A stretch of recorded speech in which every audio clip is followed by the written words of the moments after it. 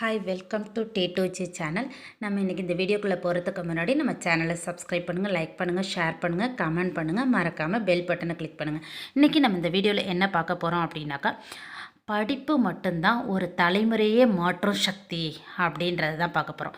வாழ்க்கையில் முன்னேறதுக்கு படிப்பு ரொம்ப ரொம்ப அவசியம். ஆனால் படிப்பில் ஆர்வம் வர என்ன பண்ணணும், அந்த ஆர்வத்தை வர வைக்க ஏதாவது ஒரு காரணத்தை ஆர்வமாக தேடுறோம்.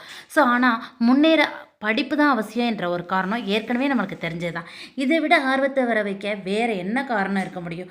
பதில் உங்களிடம் தான் இருக்குது, ஆர்வமும் உங்ககிட்ட தான் இருக்குது, கேள்வியும் நீங்களே, பதிலும் நீங்களே.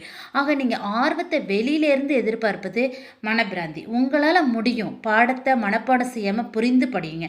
ஒரு தடவை புரிஞ்சு படிச்சிட்டிங்க அப்படின்னா அது மனசில் பக்காவாக பதியும்.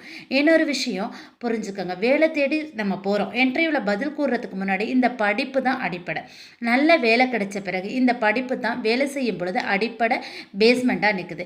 நிறைய பேருக்கு படிக்கும் காலத்தில் புரிந்து கொள்ளாமல் மனப்பாடம் செய்து படிக்கிறதுனால மனசில் அது நிற்கிறதில்ல. வேலை காலத்தில் ஒரு சில கேள்விகளை மேலாளரோ இல்லை நம்ம கூட ஒர்க் பண்ணுறக்கோ ஒர்க்கர்ஸோ இல்லை நண்பர்களோ கேட்கும்போது நமக்கு அதுக்கு ஆன்சர் தரல. அதை புரிஞ்சுக்காமல் நம்ம படிக்கிறதுனால நம்ம ஒர்க் பண்ணுறதுக்கும் அது சம்மந்தமே இருக்க மாட்டேங்குது. ஸோ அப்படின்னு நம்ம நினச்சிக்கிறோம். ஸோ அவங்களுக்குள்ளேயே நமக்கு எதுவும் தெரியல அப்படின்னு ஏற்படுத்திக்கிறோம் ஒரு எண்ணத்தை. ஆனால் எனக்கும் இதெல்லாம் நம்ம பள்ளி கல்லூரியில் படித்தது தானே அப்படின்னு தோணணும். ஸோ இப்படி வேலை செய்யும் காலத்தில் கேட்கப்படும் கேள்விக்கு பதில் கூறணும் அப்படின்னா நம்ம சிறப்பாக வேலை செய்பவர் அப்படிங்கிற ஒரு பாராட்டை எல்லார்ட்டையும் இருந்து பெற முடியும். அப்படி நம்ம பாராட்டப்படுகையில் நமக்கு வேலை மீதான ஒரு ஆர்வம் மிகுதியாக வரும். இன்க்ரிமெண்ட், சம்பள உயர்வு, பதவி உயர்வு, இது எல்லாமே ஆட்டோமேட்டிக்காக நமக்கு வந்து சேரும். வாழ்க்கை நிலையும் நமக்கு உயரும். இதை விட வேறு படிப்பில் ஆர்வம் வரத்துக்கு வேறு என்ன தான் எக்ஸாம்பிள் சொல்ல முடியும் சொல்லுங்கள்? ஆசிரியர் சொல்லிக் கொடுக்கும் பொழுது அதை மனப்பாடம் செய்யாமல் புரிஞ்சுட்டு படிக்கணும். அடிக்கடி புத்தகத்தை எடுத்து படிக்க வேண்டிய அவசியம் இருக்காது. நம்ம புரிஞ்சுக்கிட்டோம் அப்படின்னா புக்கை எடுத்து படிக்க வேண்டிய தேவையே இருக்காது. ஸோ நமக்கு படிப்பில் ஆர்வம் வரல அப்படிங்கிறதுக்காக மோட்டிவேஷன் வீடியோ பார்க்கலாம் அப்படின்னு சொல்லிட்டு நம்ம யூடியூப்பை எடுத்து வீடியோ பார்த்துட்டு அதுக்கப்புறம் புத்தகத்தை எடுத்து படிக்க நிலை அவசியமே கிடையாது. ஏன்னா நம்ம ஆசிரியர் பாடம் சொல்லி கொடுக்கும் பொழுது அதை நம்ம புரிஞ்சு கொள்கின்ற அந்த புரிதல் ஒன்றே போதும். இப்போ எக்ஸாம் அப்போ புத்தகத்தை எடுத்து ஒரு டைம் அப்படி பார்த்தா கூட நம்ம பாஸ் பண்ணிவிடுவோம். ஏன்னா நம்ம புரிஞ்சுக்கிட்டோம் அப்படின்னாக்கா நம்ம அந்த பாடத்தை பார்த்தோன்னாலே பாஸ் பண்ண முடியும். வாழ்க்கையில் படிப்புக்கு மட்டும் இல்லை, எல்லா பிரச்சனைகளுக்கும் நம்மக்கிட்டேயே ஆன்சர் இருக்குது. அடிப்படையாக ஒரு லாஜிக்கை நம்ம புரிஞ்சுக்கிட்டோம் அப்படின்னா இப்போது நம்ம எத்தனை பேருக்கு வேணாலும் மோட்டிவேஷ்னல் ஸ்பீச் கூட கொடுக்க முடியும். இப்போ கல்விங்கிறது ஒரு ஒரு மனுஷனும் பிறக்கும்போது தனித்திறமையுடனும் அறிவுடனும் தான் பிறக்கிறோம். ஸோ இருந்தாலும் எல்லாருக்கும் சக்ஸஸ் ஆகிறது கிடையாது. ஏன் அப்படின்னா சரியான அறிவை சரியான டைமில் சரியான பிளேஸில் பயன்படுத்துகிறவங்க தான் வெற்றி பெறுகிறாங்க. ஸோ இந்த கால கல்வியானது எல்லாருக்குமே ஒரே மாதிரி தான் இருக்குது. சில மாணவர்கள் சொல்கிறாங்க எனக்கு சில பாடம் ரொம்ப கஷ்டமாக இருக்குது அப்படின்னு. ஆனால் உண்மையாகவே நம்ம பார்த்தோம் அப்படின்னா எந்த பாடம் கஷ்டமாக இருக்குன்னு சொல்கிறாங்களோ அதே பாடத்தில் பல மாணவர்கள் 100க்கு 100 மதிப்பெண்களை பெற்று சாதனை படைச்சிருக்காங்க. இப்போ பாடங்களில் மாணவர்கள் செலுத்தும் கவனமும் படிக்கும் முறையும் தான் ஒரு மாணவனை சக்ஸஸ்ஃபுல்லாக காட்டுது. ஒரு குறிப்பிட்ட பாடத்தை எடுத்துட்டோம் அப்படின்னா எல்லா மாணவர்களுக்கும் ஒரே விதமான பாடப்புத்தகங்கள், எக்ஸாம், கொஸ்டின் பேப்பர்ஸ், மதிப்பீடு முறை எல்லாமே ஒரே மாதிரி தான் இருக்குது. அதே போல் நேரமும் எல்லாருக்கும் சமமாக தான் இருக்குது. ஆனால் அவன் நல்ல மதிப்பெண் பெறுறது அப்படிங்கிறது அவனோட கையில் தான் இருக்குது. ஒன்றை பெற வேண்டும் அப்படின்னா இன்னொன்று நம்ம தியாகம் செஞ்சு தான் ஆகணும். உதாரணமாக நல்ல பொருள் ஒன்று நமக்கு கிடைக்க வேணும் அப்படின்னா பணம் செலவழித்து தான் ஆகணும். அதே போல் நல்ல மதிப்பெண் பெறணும் அப்படின்னா வீண் விளையாட்டுக்கள், பொழுதுபோக்குகள் போன்றவற்றை நம்ம சாக்ரிஃபைஸ் பண்ணி படிப்பில் முழு கவனத்தையும் செலுத்தணும். அப்போ தான் அதிலிருந்து கிடைக்கக்கூடிய வெற்றி தியாகம் செய்த செயல்களை விட மதிப்பு மிக்கதாக இருக்கும். கல்வி அப்படிங்கிறது களவெடுக்க முடியாத ஒன்று. அதை நம்ம பலரிடம் பகிரும் போது அதிகமாகிறது. பொறாமை என்றில்லாமல் பிறருக்கு கற்றுக் கொடுப்பதன் மூலம் நம்மளோட கல்வியும் என்னாகுது, வளர்ச்சி அடையுது. படிக்கின்ற கல்வி பயன் தரக்கூடியதாக இருக்க வேண்டும். எல்லோருமே படிக்கிறாங்க அதனால் நானும் படிக்கிறேன் அப்படின்னு படிக்கக்கூடாது. அதே போல் பணத்துக்காகவும் வேலைக்காகவும் பட்டத்துக்காகவும் படிக்கக்கூடாது. கல்வியில் நிறைய துறைகள் இருக்குது. அதில் இது முக்கியமானது, இது முக்கியம் இல்லை அப்படின்னு சொல்ல முடியாது. எல்லா துறைகளுமே மனித வாழ்க்கைக்கு தேவையானது தான். ஒவ்வொன்றும் ஒரு ஒரு வகையில் மனுஷனுக்கு முக்கியமானதாக இருக்குது. ஸோ இப்போ நம்ம முறையாக படித்தோம் அப்படின்னா எல்லாத்துலேயுமே நம்ம சக்ஸஸ்ஃபுல்லாக ஆக முடியும். படிப்பதை தெளிவாக படிச்சுக்கணும். நாமவே ஒன்றுக்கு அர்த்தம் கற்பித்து படிக்கக்கூடாது. தெரியாததை தெரிஞ்சவங்க கிட்ட கேட்டு படிக்கணும். கேட்குறதுல வெட்கப்படக்கூடாது. வெட்கப்பட்டோம் அப்படின்னா படிக்க முடியாது. தன்னிட்ட இருக்கிற தவறுகளை ஒப்புக்கொண்டு அதை திருத்திட்டு அதை படிக்கணும். நான் செய்கிறது தான் சரி அப்படின்னு நிற்கக்கூடாது. நமக்கு மூத்தவர்கள், ஆசிரியர்கள் அவங்கெல்லாம் சொல்கிறத கேட்டு படித்தா நல்ல மதிப்பெண் ஈஸியாக பெற முடியும். மாணவர்கள் பெற்றோர்களுக்கும் ஆசிரியர்களுக்கும் கண்ணியமும் மரியாதையும் கொடுக்கணும். எவன் ஒருத்தனுக்கு ஒழுக்கம் இல்லையோ அவனுக்கு கல்வி பிரயோஜனமே தராது. வெற்றி பெறுறதுக்கு கடின முயற்சி ரொம்ப தேவை. கடின முயற்சிக்கு மாற்று சக்தி எதுவுமே கிடையாது. படித்ததை நடைமுறைப்படுத்தி பார்ப்பது ஒரு மனுஷனோட படிப்பை முழுமையாக மாற்றும். சோம்பேறித்தனமாக இருப்பது மிகவும் கெட்ட குணம். இந்த செயல் உங்களுக்கு தேவையில்லாத தீய விளைவுகளை தான் உருவாக்கும். எந்த ஒரு நபரும் எல்லாத்தையுமே தெரிந்தவராகவோ ஒன்றுமே தெரியாதவங்களாகவோ இருக்க மாட்டாங்க. தன்னை விட அதிக மதிப்பெண் பெறும் மாணவரோடு மட்டும் ஒப்பீடு செய்யக்கூடாது. 100% மதிப்பெண் எடுக்க வேண்டும் அப்படிங்கிற நோக்கத்தோட கடின முயற்சியை மேற்கொள்ள வேண்டும். நோய் நொடி வந்து அதற்குரிய மருந்துகள் சாப்பிட்டு அதற்குரிய ஓய்வு எடுக்கணும். அப்போ தான் என்னாகும், நோய் சீக்கிரமாக குணமாகும். எப்படி இருந்தாலுமே படிப்பேன் அப்படின்னு அடம்பிடித்தா உனது உடல் நலமும் படிப்பும் கெட்டுடும்.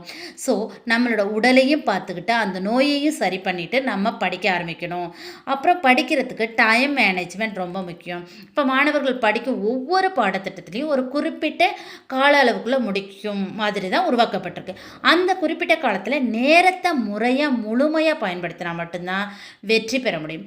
சில மாணவர்கள் மேல்நிலை தேர்வுகளுக்கு கடைசி நேரத்தில் ஒரு மாதத்திலேயோ அல்லது ஒரு வாரத்திலேயோ படித்து தங்களை தயார் பண்ணிக்கொள்ளலாம் அப்படின்னு நினச்சிட்டு இருக்காங்க. அப்படி ஒரு மாதத்தில் படிக்கிறது அப்படிங்கிறது சாத்தியம் அப்படின்னா கல்வியாளர்கள் அதுக்காக ஏன் ஒரு வருடத்தை நிர்ணயித்திருக்க மாட்டாங்க இல்லையா? எனவே மேலதிக நம்பிக்கை என்பது புற்றுநோய்க்கு சமமானது. கடைசி நேரத்தில் பார்த்துக்கலாம் அப்படின்னு கிடைச்ச நேரத்தை எல்லாம் வீணாக்கக்கூடாது. இறுதியில் ஒன்றுமே செய்ய முடியாமல் போயிடும். ஏன் அதுக்கு கவர்மெண்ட் வந்துட்டு ஒரு மாதம் படித்தா போதும் அப்படின்னு சொல்லியிருப்பாங்கல்ல, அப்படின்னு நினைக்கிறேன். ஒரு வருஷம் எதுக்கு கொடுக்குறாங்க? நம்ம கொஞ்சம் கொஞ்சமாக படிக்கும்போது நம்மளோட நாலேஜ் இன்க்ரீஸ் ஆகும். நம்மளால் நல்ல எக்ஸாமுக்கு ஃபோக்கஸாக அட்டென்ட் பண்ண முடியும் அப்படிங்கிற காரணம் அவங்களுக்கு தெரிஞ்சதுனால தான் கொஞ்சம் கொஞ்சமாக நடத்தி மந்த்லி அவங்க பிளான் பண்ணி இந்தந்த போர்ஷன் எந்தெந்த மாதத்தில் நடத்தணும் அப்படின்னு ஒரு டைம் ஷெட்யூல் போட்டு கொடுத்துருக்குறாங்க. ஸோ அதுக்கு தகுந்த மாதிரி டீச்சர்ஸும் ஸ்கூலில் நடத்துகிறாங்க. ஸோ அவங்க நடத்துகிற வேலை அவங்களோடது முடிச்சிட்டாங்க. ஸோ படிக்கிறது நம்மளோட வேலை தானே. அப்போ நம்ம அதை கரெக்டாக படித்தோம் அப்படின்னாக்கா கண்டிப்பாக நம்மளும் 100க்கு 100 மார்க் வாங்க முடியும். மாணவர்கள் படிப்பதற்கு தமக்கு உகந்த நேரத்தை, அதாவது மார்னிங்காக இருக்கலாம், ஆஃப்டர்நூனாக இருக்கலாம், நைட்டாக இருக்கலாம், ஏதாவது ஒன்று அவங்களுக்கு பிடிச்ச நேரத்தை எடுத்துக்கலாம். படிக்கிற பாடம் மனசில் பதியறதுக்கு ரொம்ப உகந்த நேரம் அப்படின்னு நம்ம எப்போதுமே நம்ம மட்டும் இல்லை, நிறைய அறிஞர்கள் சொல்லியிருக்காங்க, அதை நம்ம சொல்கிறோம். ஸோ அதிகாலை 4 மணிக்கு எழுந்து காலை கடன்களை முடிச்சுட்டு இறைவனை பிரார்த்தனை பண்ணிவிட்டு கொஞ்சம் ஏதாவது லைட்டாக ஏதாவது டீ காஃபி இல்லை அதெல்லாம் வேணாம் அப்படின்னா ஒரு பால் ஏதோ குடிச்சிட்டு நம்ம படிக்க ஆரம்பிக்கணும். காலையில் நம்ம 1 மணி நேரம் படித்தா கூட மற்ற நேரங்களில் பல மணி நேரம் படிப்பதை விட இதுதான் சிறந்தது அப்படின்னு நிறைய அறிவியல் அறிஞர்கள் ரிசர்ச் பூர்வமாக நிரூபிச்சிருக்காங்க. ஒரு பாடத்தையுமே குறைந்தது 3/4 மணி நேரத்துலேருந்து 1 மணி நேரம் வரைக்கும் தொடர்ந்து படிக்கணும். அடுத்த பாடத்தை படிக்க துவங்குறதுக்கு முன்னாடி 10 நிமிஷமாவது பிரேக் விடணும். இதை பற்றி நம்ம ஆல்ரெடி போட்டிருக்கோம் வீடியோலேயே. ஸோ இப்போ 10th டைம் டேபிள் அதை பற்றி போட்டிருக்கோம் இல்லையா, அதில் இந்த கேப் இதெல்லாம் போட்டிருக்கோம். இப்போ 10th and 12th வகுப்பு மாணவ மாணவிகள் படிப்புக்கு ஒதுக்கும் நேரத்தை ரொம்ப கவனமாக அமைக்கணும். இப்போது அவங்களோட நேரத்தை வேதியியல், இயற்பியல், உயிரியல், மேக்ஸு, அப்புறம் கணக்கு, பதிவியல், பொருள், இது மாதிரி நிறைய சப்ஜெக்ட்ஸ் இருக்குது. ஒவ்வொரு சப்ஜெக்ட்டுக்கும் அவங்க டைம் ஷெட்யூல் பண்ணி ஒதுக்கணும். அதே மாதிரி லாங்குவேஜ் பேப்பர்ஸ்க்கும் டைம் ஷெட்யூல் பண்ணி ஒதுக்கணும். ஒரு குறிப்பிட்ட பாடத்துக்கு அதிக நேரம் ஒதுக்க வேண்டாம். ஸோ இப்போ சில பேருக்கு மேக்ஸ் ரொம்ப டஃப்பாக இருக்குன்னு சொல்லுவாங்க, அவங்க அதுக்கான டைமை ஒதுக்கிக்கலாம். அதுக்கு கொஞ்சம் அதிகமாக டைம் ஒதுக்கி. சில பேருக்கு சயின்ஸ் டஃப்பாக இருக்கும். இன்னும் சில பேருக்கு சொல்லப்போனால் லாங்குவேஜ் பேப்பரே டஃப்பாக இருக்குது அப்படிங்கிறாங்க. இப்போல்லாம் தமிழ் எனக்கு வராது அப்படிங்கிறாங்க. ஸோ அவங்களாம் என்ன பண்ணணும், தமிழுக்கு கொஞ்சம் அதிகமான நேரத்தை ஒதுக்கிக்கணும். இப்போ நிறைய பேர் என்ன பண்ணுறாங்கன்னா, ஒரு பெரிய தப்பு, நமக்கு லாங்குவேஜ் பேப்பரில் ஜஸ்ட் பாஸ் பண்ணால் போதும் அப்படின்னு நினைக்கிறாங்க. மற்ற மெயின் பேப்பர்ஸில் நம்ம சென்டம் எடுக்கலாம், லாங்குவேஜுக்கு அவ்வளோ இம்பார்ட்டன்ஸ் கொடுக்க வேணாம் அப்படின்னு நினைக்கிறாங்க. அது ரொம்ப ரொம்ப தப்பு. நம்ம லாங்குவேஜ் பேப்பர்லேயும் நிறையா மார்க் எடுத்தால் மட்டும்தான் நம்மளோட டோட்டல் இன்க்ரீஸ் ஆகும். இல்லைன்னா டோட்டல் இன்க்ரீஸ் ஆகவே ஆகாது. ஸோ மற்ற சப்ஜெக்ட்டுக்கு கொடுக்கக்கூடிய அந்த இம்பார்ட்டன்ஸை லாங்குவேஜுக்கும் நம்ம கொடுக்கணும். படிக்கிறது அப்படிங்கிறது ஒரு கலை. அத படிக்கிறதுக்கு நம்மளோட மனத ஒருமுகப்படுத்தி படிக்கணும் ரொம்ப அவசியம். படிக்கிறதுக்கு காற்றோட்டமான இடம், சரியான அளவு வெளிச்சம், அமைதி இது எல்லாமே இருக்கணும். கவனத்த சிதறடிக்கக்கூடிய எதிலயும் நம்ம கவனம் போகக்கூடாது. வெறும் நம்ம நாளைக்கு படிச்சுக்கலாம் அப்படின்னு படிக்கிறத தள்ளி போட்டுட்டே போனோம்னா, படிப்புங்கிறது ஒரு சுமையாவே மாறிடும். படிக்கும் கலையில வாசித்தல் மற்றும் எழுதுதல் 2மே ரொம்ப முக்கியம். முதல்ல படிக்கும்போது முன்னுரையிலிருந்து முடிவுரை வரைக்கும் எல்லாத்தையும் ரீட் பண்ணிக்கணும். அதுக்கப்புறம் அந்த பாடத்தில் என்ன சொல்கிறாங்க அப்படிங்கிறது நமக்கு ஒரு ஐடியா கிடைக்கும். அப்போது நம்ம படிக்கும்போது எல்லாம் புரிஞ்சிடும் அப்படின்னு கிடையாது. அந்த பாடத்தில் எந்த பகுதியில் என்ன முக்கியமான கருத்துக்கள் இருக்குது அப்படிங்கிறத அந்த பாடப்புத்தகத்தோட பின்பகுதியில் கேட்டிருப்பாங்க இல்லையா கொஸ்டின், அந்த கேள்விக்கு பதில் எங்கே இருக்குது அப்படிங்கிறதையும் நம்ம தெரிஞ்சுக்கணும். 2வது தடவை அந்த பாடத்தை நம்ம ரீட் பண்ணும்போது முக்கியமான குறிப்புகளை நமக்குள்ளேயே நம்ம எடுத்துக்கணும். அப்போ நமக்கு இது எப்படி படிக்கணுங்கிற ஒரு ஐடியா கிடைக்கும். ஸோ இப்போ இந்த பாடப்பகுதியில் நமக்கு ஓரளவு தெரியுது, சில சந்தேகங்கள் இருக்குது அப்படின்னா நம்ம டீச்சர்ஸ்கிட்டையோ இல்லை ஃப்ரெண்ட்ஸ்கிட்டையோ கேட்டு அந்த டவுட்டை நம்ம கிளியர் பண்ணிக்கலாம். அதுக்கு பிறகும் அந்த பாடம் புரியல அப்படின்னா அந்த பகுதியை மீண்டும் மீண்டும் வாசித்து பார்க்கணும். இல்லை அப்படின்னாக்கா தொடர்ந்து வாசிக்காமல் கொஞ்சம் நேரம் கழித்து அதை ரீட் பண்ணி பார்க்கணும். ஸோ இப்போ அதை பற்றி அந்த பாடம் நல்லா தெரிஞ்ச நம்மளோட ஸ்டூடெண்ட்ஸ்கிட்டையோ இல்லை ஃப்ரெண்ட்ஸ்கிட்டையோ இல்லை டீச்சர்ஸ்கிட்டையோ அதுக்கான விளக்கத்தை நம்ம கேட்டு தெரிஞ்சுக்கலாம். இப்போ ஒரே பாடத்தை நம்ம தொடர்ந்து படிச்சுட்டு இருந்தோம் அப்படின்னா நமக்கே ஒரு மாதிரி சலிச்சு போயிடும். அப்போ என்ன பண்ணணும், நம்ம சப்ஜெக்டை மாற்றி மாற்றி படிக்கணும். அப்போ என்ன ஆகும்னா, ஒரு உற்சாகமாக இருக்கும்போது நமக்கு புரியாத பாடத்தை படிக்கணும். ஸோ சற்று சோர்வாக இருக்கும்போது நல்லா படிச்சிட்டோம், இது எனக்கு நல்லா தெரியும் அப்படிங்கிற அந்த பாடத்தை படிக்கலாம். இப்போ நம்ம படிக்கிறதுக்கு சுயமாக நம்ம படிக்கிறதுக்கு தயாராகணும். இப்போ ஸ்கூலில் எக்ஸாம் வர வரைக்கும் நம்ம காத்துட்ருக்கக்கூடாது. நமக்கு நாமே ஒரு டெஸ்ட் வச்சுக்கணும். ஸோ நமக்கு நாமே டெஸ்ட் வச்சுக்கும் போது என்னாகும், நமக்கு முன்னாடி இப்போ ப்ரீவியஸ் கொஸ்டின் பேப்பர்ஸ் எல்லாம் இருக்கு இல்லையா, அதெல்லாம் வாங்கி அந்த கொஸ்டின் பேப்பர்ஸ்க்கு நம்ம ஆன்சர் எழுதி பார்க்கணும். இப்போ பப்ளிக் எக்ஸாமில் ஓல்டு ஸ்டூடெண்ட்ஸோட அவங்களோட அந்த திருத்தின அந்த கொஸ்டின் பேப்பரோட பிரதி எல்லாமே இப்போ நிறைய யூடியூப்பில் கிடைக்குது. ஸோ அதை எடுத்து நம்ம பார்க்கலாம். ஸோ எப்படி எப்படி எழுதணும் அப்படின்றதெல்லாம் தெரிஞ்சுக்கலாம்.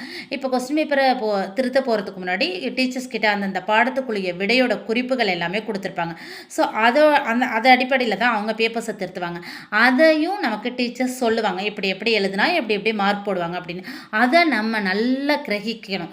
அதை தெரிஞ்சுக்கிட்டு அதுக்கு தகுந்த மாதிரி நம்மளோட திறமையை நம்ம எக்ஸாமில் காமிக்கணும். ஸோ நம்மளே ஆராய்ந்து பார்க்க நம்மக்கிட்ட என்ன குறை இருக்குது, அந்த குறையை நம்ம எப்படி திறமையால் வெல்ல முடியும் அப்படின்னு கண்டுபிடிக்கணும். ஸோ அப்புறம் நம்ம படிக்கிறதுக்கு ரொம்ப ரொம்ப முக்கியமானது, ஒவ்வொரு மனுஷனுக்குமே ஞாபக சக்தி அப்படிங்கிறது போதுமான அளவு இருக்குது. அந்த ஞாபக சக்தி தான் ரொம்ப முக்கியம். ஆனால் அந்த சக்தியை நம்ம யாருமே சரியான முறையில் பயன்படுத்துகிறோமா அப்படின்னு கேட்டால் கொஞ்சம் சந்தேகம்தான். நம்ம சரியான முறையில் பயன்படுத்துகிறோம் அப்படின்னா நம்ம வாழ்க்கையில் நிறைய சக்ஸஸ்ஃபுல்லான இடத்த நோக்கி போக முடியும். ஆனால் நம்ம என்ன பண்ணுறோம், நம்ம வாழ்க்கையில் எப்போது நடந்த சம்பவங்கள் ஞாபகம் வரும்போது இப்போ நிறைய பார்ப்போம். இப்போ நம்மளை ஒரு ஃப்ரெண்டை யாரோ பழி வாங்கியிருப்பாங்க, அது நமக்கு 20 வருஷம் கழிச்சு 10 வருஷம் கழிச்சு ஞாபகம் இருக்கும். ஸோ அந்த விஷயம் ஞாபகம் இருக்கும்போது ஏன் இந்த வருஷம் ஸ்டார்டிங்கில் படித்த அந்த லெசன் மறந்து போயிடுது. கண்டிப்பாக நம்ம மைண்டுக்கு அந்த ஞாபக சக்தி இருக்குது, ஆனால் அதை நம்ம தேவையான விஷயத்துக்கு யூஸ் பண்ணாமல் விட்டுட்டோம். ஸோ நம்மளோட கவனத்தை ஒருமுகப்படுத்தாமல் சிதறடிக்கிறது தான் ஞாபக மறதிக்கு காரணம். ஸோ நம்ம என்ன பண்ணணும், தேவையில்லாத விஷயங்களை ஞாபக மறதியாகவும் தேவையான விஷயங்களை ஞாபக சக்திக்காகவும் மாற்றிக்கிட்டோம் அப்படின்னா கண்டிப்பாக நம்ம சக்ஸஸ்ஃபுல்லாக போக முடியும். படித்த பாடத்தை ஞாபகமாக வச்சுக்கணும் அப்படின்னா அதுக்கு சில குறிப்புகள் எடுத்துக்கணும். டெய்லி நடக்கக்கூடிய ஆக்டிவிட்டீஸை குறிப்பெடுத்து அதுக்கான டைம் ஷெட்யூல் போட்டுக்கணும். ஸோ அதுக்கு டைம் ஷெட்யூல் போட்டு அதுக்கு தகுந்த மாதிரி நம்ம படிக்கணும்.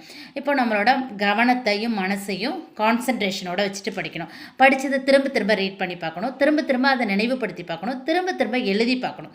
ஸோ அதுக்கப்புறம் சில ஃபார்முலாஸ் எல்லாம் இருக்கும், ட்ராயிங்ஸ் இருக்கும், கிராஃப் இருக்கும். இதையெல்லாம் என்ன பண்ணணும், போட்டு பார்க்கணும்.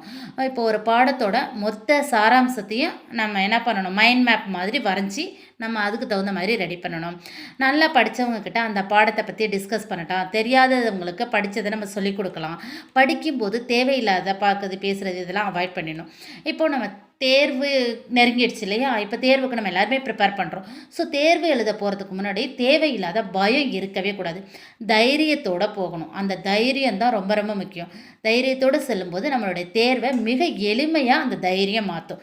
தேர்வுக்கு முதல் நாள் நைட்டு ரொம்ப நேரம் கண் விழித்து படிக்கக்கூடாது, நல்லா தூங்கணும். அதிகாலையில் எழுந்து படித்த பாடங்களை திரும்பி பார்த்து கொள்ளணும்.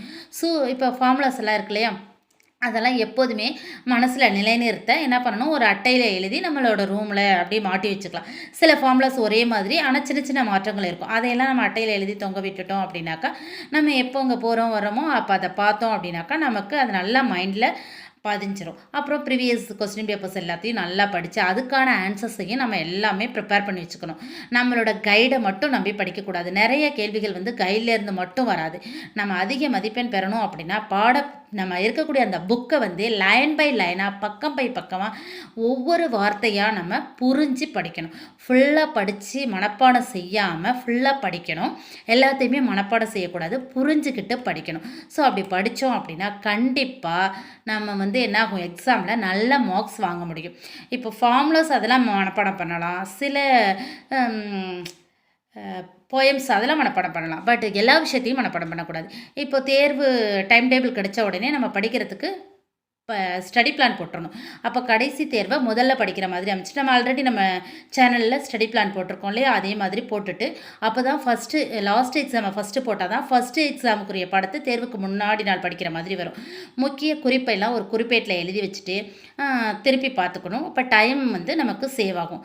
தேர்வு எழுத போகிறதுக்கு முன்னாடி சில விஷயங்கள் நமக்கு மறந்து போகிற மாதிரி சிந்தனை ஏற்படும். இது எல்லாருக்குமே நடக்கிற விஷயந்தான். கொஞ்சம் பொறுமையாக யோசித்து பார்த்தோம் அப்படின்னாக்கா படித்தது எல்லாமே ஞாபகத்தில் இருக்கும். இப்போ பரீட்சைக்கு போகிறதுக்கு முன்னாடி தேவையற்ற பயத்தை எல்லாத்தையுமே நம்ம ஒதுக்கிடணும். தேர்வுக்கு அரை மணி நேரத்துக்கு முன்னாடியே நம்ம போயிடணும். தேர்வுக்கு தேவையான பொருட்கள் எல்லாத்தையுமே எடுத்துகிட்டு போயிடணும். எக்ஸாம் எழுதும்போது நம்ம கொஸ்டின் பேப்பர்ஸை நல்லா படித்து பார்த்து எழுதணும். அரைக்குறையாக வாசிக்காமல் முழுமையாக வாசித்து அதுக்கு பதிலளிக்கணும். தன்னம்பிக்கையோட பரீட்சை எழுதணும். தேர்வில் முக்கியமான கருத்துக்களை மட்டும் எழுதணும். தேவையில்லாத கதையெல்லாம் எழுதக்கூடாது. ஸோ படிப்பு ரொம்ப முக்கியம். அந்த படிப்பை நம்ம இந்த மாதிரி வழியில் கொண்டுட்டு வந்தோம் அப்படின்னா அந்த படிப்பு என்றைக்குமே நம்மக்கிட்ட இருக்கும். அழியாத செல்வம் எது அப்படின்னு கேட்டால் கல்வி செல்வம் மட்டும்தான் அழியாது. மற்ற எந்த செல்வமாக இருந்தாலும் நம்மளை விட்டு போயிடும். ஆனால் நம்ம படித்த படிப்பை நம்மக்கிட்டே இருந்து யாராலையும் அபகரிக்க முடியாது. நம்ம படிப்பு என்றைக்குமே நம்மளை கைவிடாது.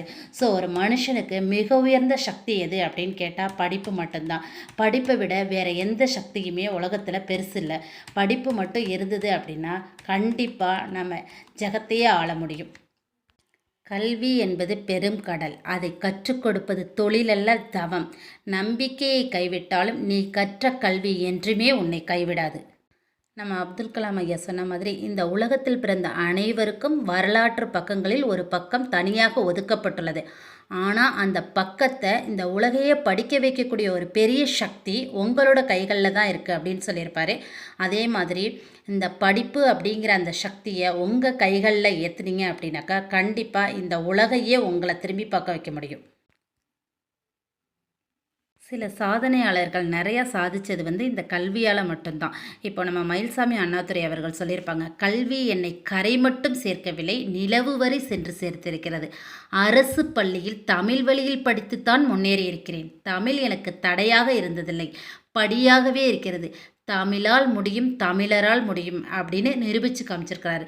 அதனால் தமிழில் படிக்கிறவங்களும் கஷ்டப்படக்கூடாது, கவலையும் படக்கூடாது. அவங்களாலையும் சாதிக்க முடியும். ஸோ எல்லா லாங்குவேஜுமே சாதிக்க மட்டும்தான் அது ஊன்றுகோலாக இருக்குமே தவிர நம்மளை முறியடிக்கிறதுக்கு அது என்றைக்குமே ஒரு தடைக்கற்களாக இருக்காது. கல்விங்கிறது எல்லாமே சேர்ந்தது தான். எல்லா லாங்குவேஜ் மற்ற சப்ஜெக்ட் எல்லாமே சேர்ந்தது தான் கல்வி. ஸோ எல்லாத்தையுமே நல்லா படித்து எல்லாருமே ஒரு சாதனையாளர் வரிசையில் வரணும் அப்படிங்கிறத நினச்சிட்டு எல்லாருமே படிக்க ஆரம்பிங்க. தேங்க்யூ ஃபார் யுவர் வாட்சிங்.